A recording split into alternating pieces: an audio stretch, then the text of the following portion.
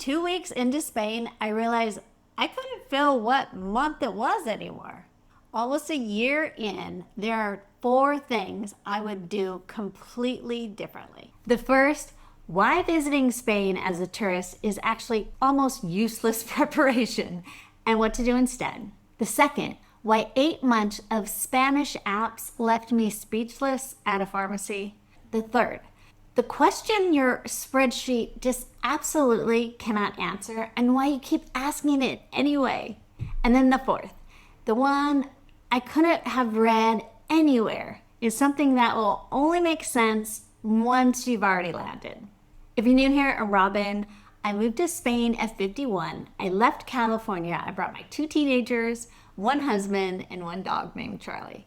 There was a lot of research and definitely some gaps I didn't know I had yet. By the end of this, you'll know which part of your picture is right and the one thing you almost certainly haven't factored in yet. I'm a free guide that covers the practical side of this move, the real costs, the honest questions to ask before you go, and the framework I really wish I'd had. I'll tell you where to find it in a bit. But first, number 1, because it's the thing I got most wrong before I even boarded the plane. Number 1, I would visit Spain completely differently than I did. My first trip to Spain was Mallorca and Barcelona years ago, before I even had my second child.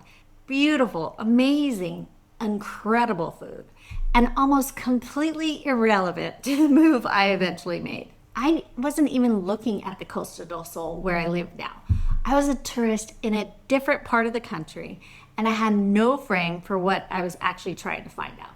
My real scoping trip was at the end of November in 2024, when the euro and the dollar were nearly at parity, which made the timing just feel right. And I went with a real agenda. I was looking at schools, I was looking at real estate, I was understanding the golden visa situation while it was still on the table. I went with purpose, and I still got it wrong.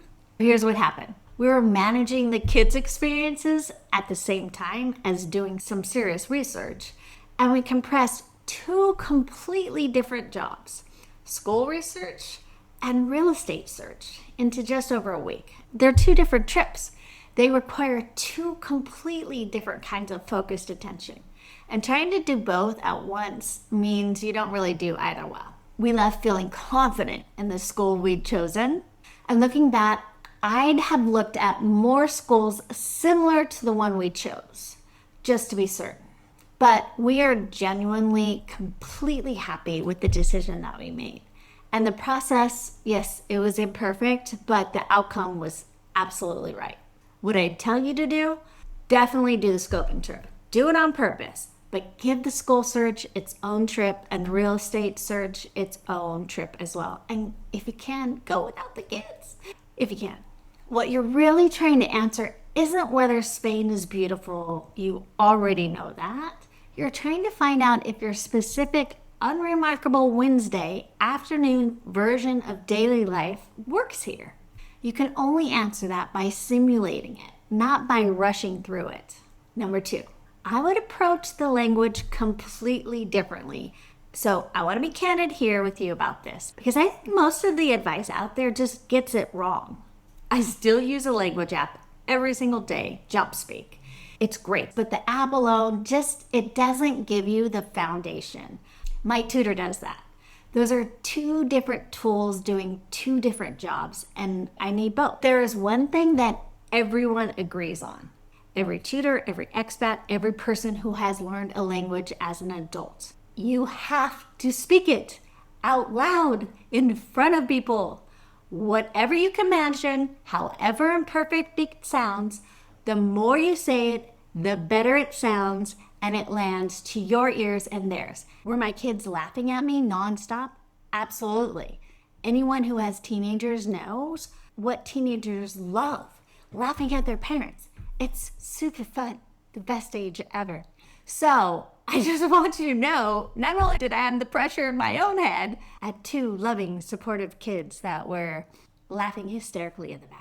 Here's what I just don't think you hear often, because these apps will say, learn a new language in 2 months. My tutor said something that completely reframed how I think about learning Spanish. She said, just like the language we learned as toddlers, this takes 3 years. And she showed me the 3 years of lessons that we will work through together. Seeing that laid out in front of me changed how I held the whole process. It's not a sprint. It's not something you complete before you go.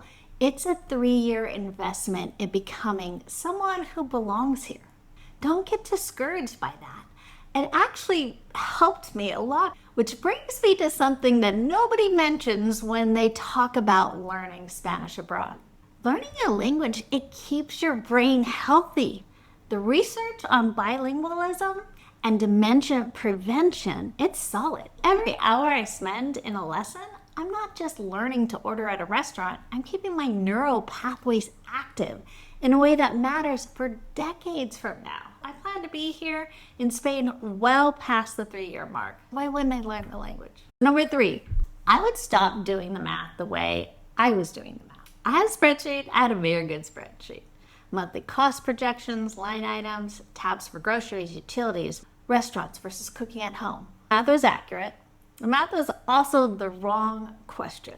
In Spain, the price you see is the price you pay. That is included via their tax. There is no mental math at the checkout, no surprise number at the end. You look at the shelf, you see a price, that is the price. I was in a US store recently in Amsterdam at an American brand with American pricing model, and they tacked on sales tax. It totally threw me off. I hadn't realized how much mental energy I had saved not spending it on the calculation every time I'm at a checkout. And the tolls, this is fun. I can't believe this still, but the tolls on the motorways, they actually go down in October when the tourists leave. I paid tolls on the Golden Gate Bridge my entire adult life. I have never once received a reduction. If anyone out there has seen reductions in American tolls, please tell me, because I just don't think that happens. Your spreadsheet is comparing prices, but what you actually need to compare is the operating systems, and Spain is running on a different one. Here's what cost comparisons actually tell you. They tell you if something is possible. They do not tell you if something is right. And I kept treating that spreadsheet like it was eventually going to answer the deeper question, the one I hadn't really wanted to let myself ask out loud. That question was, will my life be better? Not cheaper, better. Specifically better in the ways that matter to me at this moment in my life. And I definitely felt that answer in my body before I even understood it intellectually. It was a kind of decompression that didn't come from a decision I made. It came from being inside the system that wasn't running at the same speed. Lunch until 4 p.m., dinner at 9. A culture where sitting at a cafe for 2 hours on a Tuesday. It isn't lazy, it's Tuesday. So the spreadsheet will tell you if you can afford to make this move. It will not tell you what it feels like to have a Tuesday that belongs to you. That part you have to take on faith.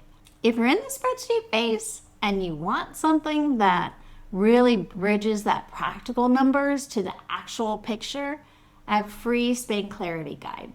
It has all the real costs, the honest questions to ask before you go, and the framework I really wish I had when I was in month 6 of doing the math.